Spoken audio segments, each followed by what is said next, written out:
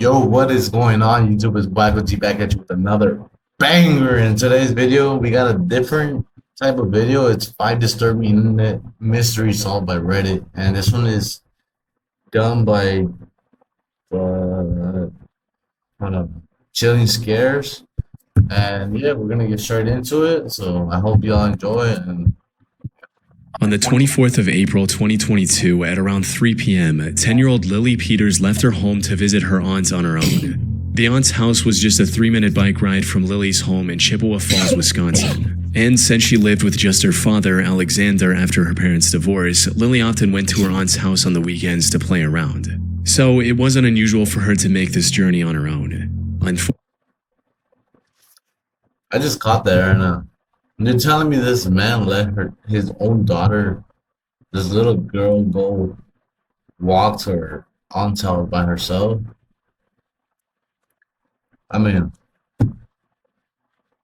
for each their own, right? But I wouldn't let my daughter, no matter how old she Fortunately, is, until she's 18, I wouldn't let her walk by herself. what started off as an ordinary weekend was about to end in a horrific tragedy.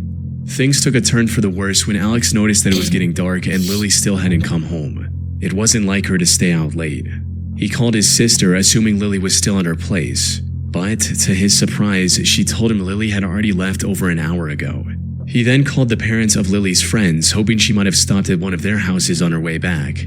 However, none of them had seen her either. Fearing for the safety of his daughter, Alex began searching the route Lily would have taken to and from her aunt's house. He also contacted the police and reported his daughter missing at around 9 p.m. While the authorities didn't issue an Amber Alert, they quickly formed a search party to help look for her in the surrounding area. And after hours of searching, Alex finally discovered the first clue to his daughter's whereabouts: her bike, abandoned in a nearby wooded area. But Lily herself was nowhere to be found. Police deployed drones and rescue dogs to search the woods and investigate the hiking trail that ran through the area. Then, at around 8:45 I mean, come on, a little girl got kidnapped by a weirdo. a.m., Alex received the news he had been dreading all night. Lily was deceased. A volunteer had discovered her body hidden under a pile of leaves just a few feet from the trail. After a brief examination, police ruled her death a homicide and began looking for the perpetrator. Unfortunately, they had nothing that could lead them in the right direction. How do these people prey on these little girls, man?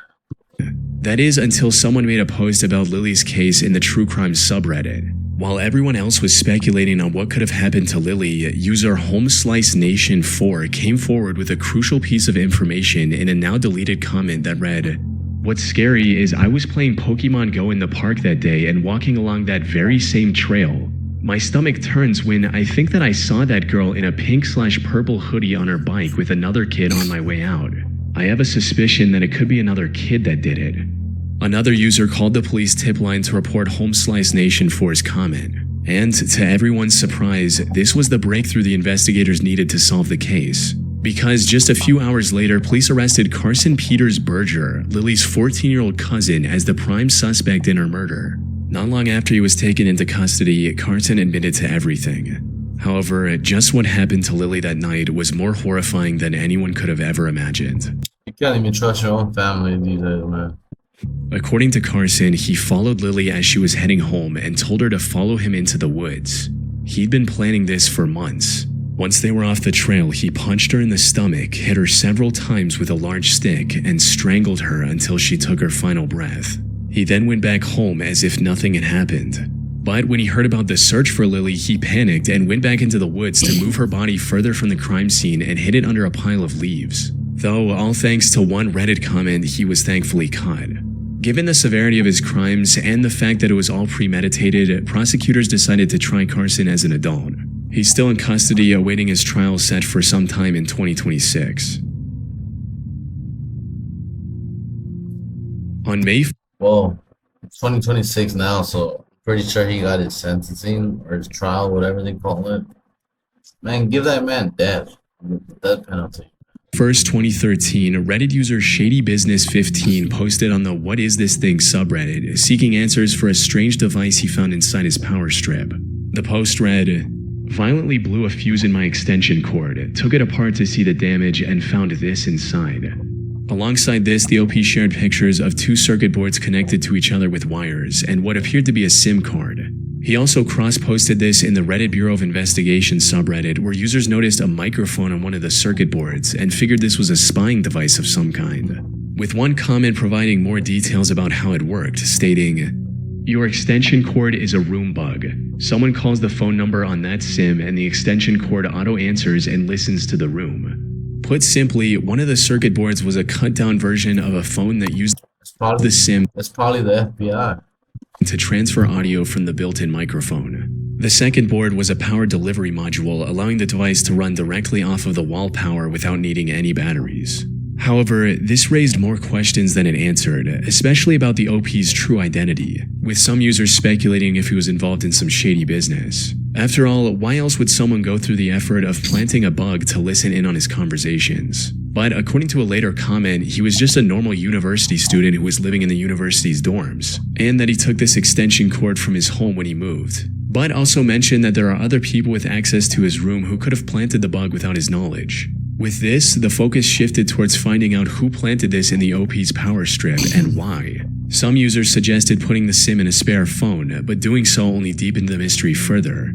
Apparently, it had a 10-pound credit, suggesting that it was being used at some point. However, it didn't have any contacts, voicemails, or call logs. And judging from the network messages, the device had been active since October 2012. This also helped the OP retrieve the SIM's number, but calling it returned an automated message stating, "The service is now closed, and if you have voicemail, you can turn it on." Nothing else. The OP tried leaving it active in a spare phone as well, but even after days of waiting, he didn't receive any calls or messages. It's possible the person who planted it had already gotten the information they needed, or perhaps they found out the OP had discovered it and decided to back off. In either case, the OP's only remaining option was to contact the SIM's carrier, O2. Unfortunately, they weren't much help either. He would have needed a police warrant to access the call logs, something he didn't want to deal with. Without access to the call logs, the only real suspects OP had were his own parents. Nah, chat. If I was to find this in my own house or place, I'm not even calling the police, because little does he know the cops probably did that, right? And like somebody did say that he was probably into shady business. He probably was. Probably the FBI was trying to listen into him. However, he didn't find the spy SIM's number in either of their phones when he checked later. This left a single possibility that's also the most likely explanation for the whole thing. Put simply, the spy device was never meant for the OP in the first place. As many on Reddit hypothesized, the bug was likely intended and used for corporate espionage at some point. From there, it somehow found its way into the OP's home. Maybe one of his parents brought it home from work or purchased it in a corporate clearance sale without realizing what it actually was. But by then, the device had already fulfilled its purpose and wasn't being used. Unfortunately, while Redditors were quick to identify and solve what the device was, they weren't able to find a concrete answer for who planted it and why. The last update from the OP was in May of 2013. Chances of getting an answer now, over 12 years later, are practically zero. On the morning of August 9, 2018, 66-year-old Susan Rainwater set out on her usual cycling route in Eatonville, Washington. But unlike the countless times she'd followed this routine, that day she didn't come home on time. Worried, her husband David Rainwater went out looking for her, only to come face to face with the aftermath of a tragic accident. Just off I'm not gonna lie, chat. I don't know about y'all, but I like these type of videos. I don't know why. the side of the road, David discovered the mangled remains of his wife's bicycle. As he got closer, he saw an injured Susan lying on the ground not far from the bike. Sadly, it was already too late. Susan had succumbed to her injuries and passed away before David could get to her. He eventually gathered himself enough to call the police, who, after examining R.I.P. Susan and her surroundings, were able to piece together what had happened. And according to their investigation, this was a classic hit-and-run case.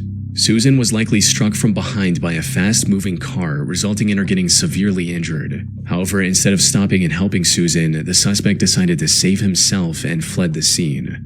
Unfortunately, there were no witnesses or nearby CCTV cameras, leaving investigators with no leads to follow. The only clue they found on the crime scene was this one piece of black plastic that likely broke off the suspect's car from the collision. Investigators tried their best, but they weren't able to figure out what this was supposed to be, let alone what car it belonged to. With no other options, It looked like a piece of a fender from, I think they call them like the bottom lips or some shit. one of the troopers at the scene turned to the internet for help, stating, Troopers and detectives are still looking for a black vehicle believed to be involved in this morning's tragic bicyclist fatality. If you know anything regarding this collision, please call the Washington State Patrol. While this post received little attention on Twitter, someone reposted the query on the What Is This Thing subreddit, where it went viral and received valuable input from hundreds of users. And it didn't take long for Redditors to figure out that this piece came from the car's headlight bezel, as it had the notch used to access the headlight adjusting screws. However, figuring out what car this belonged to was still going to be a tall order. After all, there are dozens of manufacturers with hundreds of different models. Not to mention aftermarket parts, which would have been practically impossible to track down. But just when it seemed like all hope was lost, the post reached perhaps the only person capable of identifying the suspect's car model from that tiny broken piece. 2 hours after the original post was made, user Jeff's Nuts dropped a comment that single-handedly brought the search to a close. As it turned out, Jeff was a state inspector in Maryland, where his job was to make sure vehicles were up to code before issuing registration. So he'd seen his fair share of headlight bezels at work. And according to him, the piece police found belonged to a 1988 Chevy Silverado. After spotting the resemblance, users forwarded the information to the investigators, prompting a search for a vehicle that matched this new description. Then, just 5 days later, the state trooper announced what everyone was waiting for. They had located the vehicle that struck Susan and arrested its owner. The man responsible Chat, it's crazy what the internet could do, man. It solved the whole case that without the internet, it probably would have never been solved.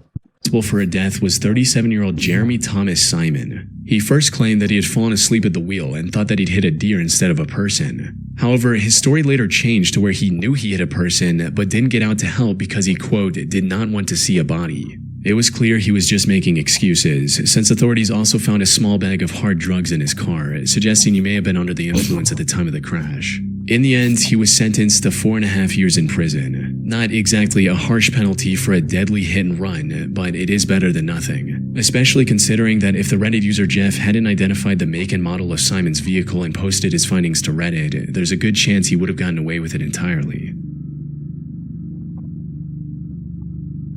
In October 2024, someone noticed that one of their electrical outlets in their home looked different from the others. It looked like it had a camera inside, but it wasn't super obvious. So they turned to Reddit and posted photos of the outlet, hoping someone would either confirm or deny their suspicions. They also explained their situation further in a comment reading, "I've had a stalker in my apartment broken into in the past. I got a camera detector for peace of mind, not knowing it would read anything, but it led me to this and detected radio waves and it reflected back with the infrared. The bottom ground looks different than the other GFCI plugs in the rest of the complex."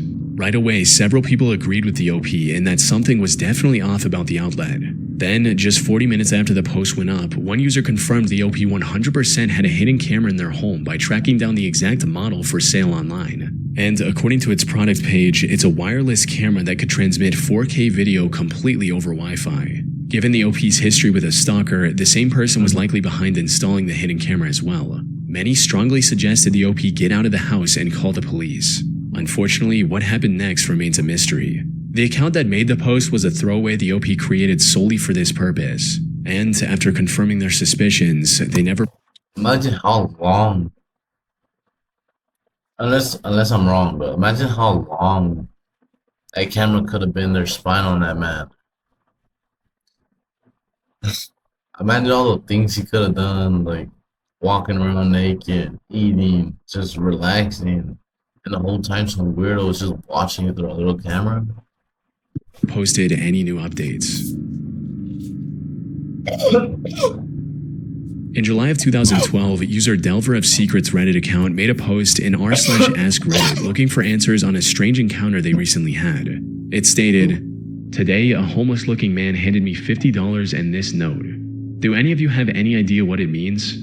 Dear Reddit, I work in New York City and was dragged into a very curious situation today. I was taking the 1 train from Midtown to the financial district, and as usual, the train was pretty packed. I bumped into a raggedy-dressed man as we got on, and he shot me a quick smile. I thought nothing of it until he went to get off at 14th Street, and he handed me a $50 bill along with a note. Before I could even open my mouth to ask him a question, he was gone. Below, you find pictures of both the front and back of the note.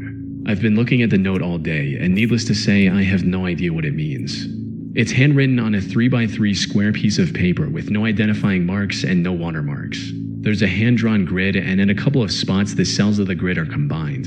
The note has random characters written throughout it, and the bottom quarter is filled with random shapes and numbers. Maybe I'm just reading way too far into things, and he was just another crazy New Yorker, but I figured it would be neat to see if anyone has run into this similar situation. Do any of you have any idea as to what the note says, if anything? After taking a good look at both the note and the $50 bill, some users figured out that the note was what's known as a bifid cipher, and deciphering it revealed a message that read, "There's plenty more money to make. Figure this out and prepare to meet July 19, 56 and 6 hot dog stand outside Rue 57 Cafe. Ask for Mr. Input." However, before anyone had the time to figure out the true meaning behind this note, Delver of Secrets received a coded message on Reddit. It was likely from the same guy that handed him the note earlier that day. When decoded, this message read, "You have managed to find the message with the help of friends. You changed the rules, now so will I. July 12, 4 p.m. Find the Blue Jay at 6.5 and 56 and tell him you are the last." This was packed with clues pointing in multiple directions. For starters, 6.5 and 56 corresponded to 6.5 Avenue on 56th Street in New York. And at that location, there was a salon named Gotham Skincare. This led many to believe that this whole thing was a marketing stunt for something related to Batman, especially since the date given in the original note, July 19th, was one day short of the release date for The Dark Knight Rises. One person even called the marketing company for that movie in hopes of getting them to admit the truth. So basically, I was one of the people who got caught up in the whole homeless man, give me $50. We had to figure out some sort of code. So after staying up for hours and reading all the comments, I definitely came to the conclusion that this reeks of marketing campaign. And I have a sneaking suspicion that it's a certain company. Hey guys, what's up? Alright, so it's 9:16 here in New York, and I'm about to call Leveraged Marketing Corporation of America. If you look up the address that we're all supposed to meet at later today at 4, this is actually a marketing agency that's right next to it, so it just makes sense that it might be them. And the Dark Knight thing just makes sense too, because the movie's coming out so soon. And hi, how are you? I'm fine, thank you. I'm calling to make sure that everything is going to be set up for the Dark Knight campaign later today. What is the Dark Knight campaign in New York City? Yeah, it's actually right next to your office at about 4 o'clock today, actually. I see. Yes, I know what that is. Please give Margie a call. I'm traveling. He just admitted to knowing about it. I don't know. You figure it out. While this didn't lead to anything substantial, Reddit users found the next clue hidden within the Reddit message. I'm not gonna lie, chat, this one has me confused. You see, the username that sent the message was 222-0944379. One user converted this to an IP address, and it led to Fort Huachuca in Arizona, a military base that's primarily focused on intelligence training. So, could it be that Delver of Secrets was being recruited as a spy or something along those lines? For some, this was certainly a possibility. However, another user discovered that a spy exhibition was happening at the nearby Discovery Times Square Museum on July 12th. Maybe this was a marketing stunt for that instead. But this idea was also shot down by another user who claimed to work for the museum, stating that they had nothing to do with this. With no other leads, a group of curious New York-based Redditors decided to meet at the specified location on July 12th to see if anything would actually happen. However, despite dozens of people showing up, including Delver of Secrets, no one noticed anything out of the ordinary and had to go back in disappointment. Now, if this was some legitimate espionage-related matter, a large crowd would have instantly scared off anyone planning to meet Delver of Secrets at that location. So, the whole thing was kind of pointless in that regard. But on the other hand, the gathering all but confirmed that this wasn't some marketing stunt. Because if it were, the media attention and large crowd would have been the perfect moment for a big reveal that never happened. Then, something happened that no one saw coming. On July 13th, Delver of Secrets removed everything from his post and replaced it with a single ominous passage reading, "Received a phone call today threatening violence against me and my family, going as far as to name members of my family and their addresses unless I delete this post. The caller also told me not to show up on the 19th and to inform anyone planning to show up on the 19th that nothing would happen. This will be my last message from this account before I delete it. I'll also be changing my number later today. I'm sorry if a resolution to this never happens, but I'm not willing to risk my family's safety for a few extra dollars." With that, Delver of Secrets vanished from the internet. While Reddit did solve layers of coded messages and uncover— This man was gonna get hurt or get killed for bringing a crowd with him. clues hidden within other clues, they were ultimately left with nothing but speculation and an unsolved mystery. Alright, chat. If you guys enjoyed this video, go ahead and I guess give the video a thumbs up. And if you guys got any recommendations on what to react to, go ahead and just drop it in the comment section. I'll try to reply to you guys. Well, I will reply to you guys. And yeah, but thank you guys for watching. See you guys on the next one.